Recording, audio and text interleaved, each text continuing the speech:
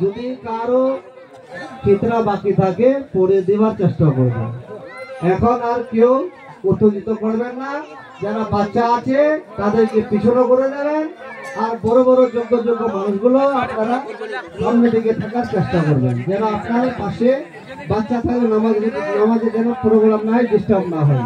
আসসালামু আলাইকুম ওয়া রাহমাতুল্লাহি তাআলা ওয়া বারাকাতুহু। নামাজ শেষ হয়ে চলে আসবে আসিবর একটা লাইন করে দেন জোনটা যে পার করে পড়া